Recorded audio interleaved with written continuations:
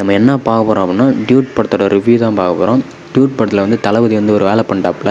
என்ன வேலை பண்ணிட்டாருன்னா, துப்பாக்கி தூக்கி சிவகார்த்திகேயனை குத்திட்டாப்புல. ஏன் நீங்கள் சிவகார்த்திகேயனை குத்திங்க, பிரதீப் கையில் குத்துக்கலாமே அப்படின்னு நான் கேட்கல. படம் பார்த்துட்டு வந்து எல்லாருமே கேட்டுனுக்குறாங்க. அப்படி இந்த படத்தில் என்ன தான் இருக்குது அப்படின்னு நம்ம பார்த்துடலாம். என்ன கியூட்டா பண்றியா? கியூட்டா இல்ல ஒரு உதவாக்கற நீ அவனுக்கு அசிஸ்டன்ட் உதவாக்கறியா? படம் ஆரம்பித்தோடனே பிரதீப் என்ன பண்ணுறாப்புல, ஒரு கல்யாண மண்டபத்துக்குள்ள போகிறாப்புல. சரி போய் சாப்பிட்டு வந்துடலாம் அப்படின்னு போயின்னு இருக்கும்போது மேடையை பார்க்குறாப்புல அவரோட எக்ஸ் நின்று தாலி கட்டுன்னு இருக்கு. வெறுவெறுன்னு போய் தனியாக கூப்பிட்டு வந்து, என்ன நீ இங்கே நின்று தாலி கட்டுனுக்கிற அப்படின்னு கேட்குறாரு. ஆமாம் அப்படி தான் தாலி கட்டுவேன், உனக்கு என்ன அப்படின்னு சொல்லிட்டு அவங்க திரும்பி போயின்னுக்குறாங்க. இவர் என்ன பண்ணிட்டாரு, நான் கட்டாத தாலி உன் காலத்தில் இருக்கக்கூடாது அப்படின்னு டப்புன்னு பிடிச்சி அத்துட்டாப்புல. உடனே அந்த ஒரு பொண்ணு உயிரோட தாலி தாண்டா முக்கியம் அப்படின்னு பிரதீப்பை வரட்டு அடி அடிச்சு போலீஸை வர வச்சு தாலியை பிடிக்கிறாங்க. இந்த உடம்பு வச்சு சண்டைக்கு போறியே, உன்னால் 10 பேர் வந்து அடிக்க முடியுமா? 100 பேர் வந்தாலும் அடி வாங்க முடியும். உன்னை கூட்டின்னு போங்க சார், இல்லாட்டி எத்தனை வீட்டு தாலியாக இருக்க ரெடியாக இருக்கிறானோ தூக்கிட்டு போய் இவனை லாகப்பில் போடுங்க அப்படின்னு சொல்லி போலீஸ் ஸ்டேஷன் கூப்பிட்டு போயிடறாங்க. அங்கே தான் வந்துட்டு மமிதாவோட என்ட்ரி. போலீஸுங்கள் என் ஃப்ரெண்டை கூட்டின்னு வந்துருக்கீங்க, வெளியே விடுங்க அப்படின்னு சொன்னோன்னே போலீஸ் சொல்லிட்டாப்புல, போய் உங்கள் அப்பா கூட்டணுமா அப்போ தான் வெளியே விடுவேன் அப்படின்னு சொல்லிட்டாப்புல.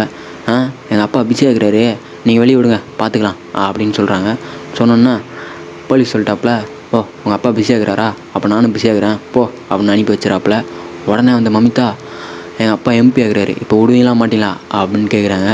கேட்டோன்னே, என்னது உங்கள் அப்பா எம்பி ஆகிறாரா, தம்பியை கூட்டின்னு வாங்கப்பா, ஜவுளி கடையில் போய் எதாவது சட்டை தான் வாங்கி கொடுங்க அப்படின்னு சொல்லிட்டு வழி அனுப்பி வச்சுறாப்புல. அப்படியே காரில் போயிட்டு இருக்கும்போது மமிதா வந்து கேட்குறாங்க, ஏன்னா கல்யாண மண்டபத்தில் போய் தாலியாக இருத்த, கூட வந்து எங்கள் தாலியாக இருக்கிற, கல்யாண மண்டபத்தில் போய் அவ தாலியாக இருக்கிற, இதான் அவன் வேலையா, வேறு வேலையே இல்லையா அவனுக்கு அப்படின்னு கேட்குறாங்க. அப்படியே கேட்டுனே இருக்கும்போது வீடு வந்துச்சு. வீடு வந்தோன்னே சரத்குமார் ஓடி வந்து ஒரு செக் எழுதி கொடுக்குறாப்புல. இந்தாங்க மாப்பிள்ள இதை வச்சுக்கோங்க, வச்சுட்டு ஏதாச்சும் ஒரு நல்ல பிஸ்னஸ் பண்ணி பெரிய ஆளாக வரப்போகிறாங்க அப்படின்னு சொல்லி கொடுக்குறாப்புல.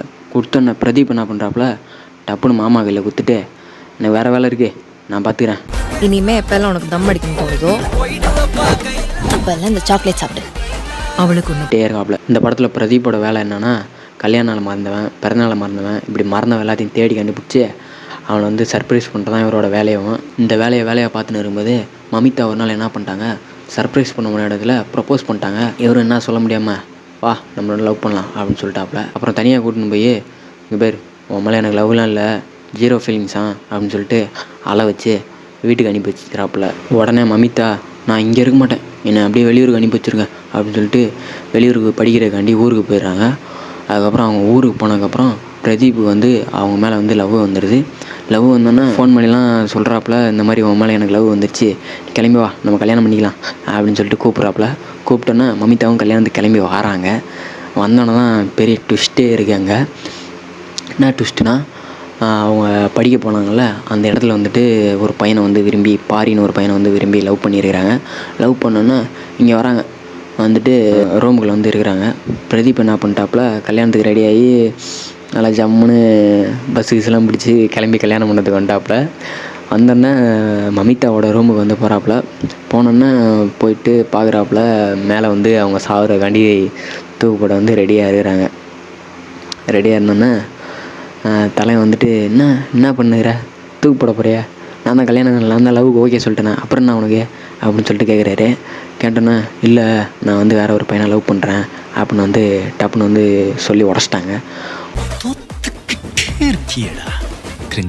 ஐயோ என்னது இப்படி சொல்லிட்டேன், சரி இப்போ அவன் முக்கியமா இல்லை நான் முக்கியமானு கேட்குறாப்புல பிரதீப்.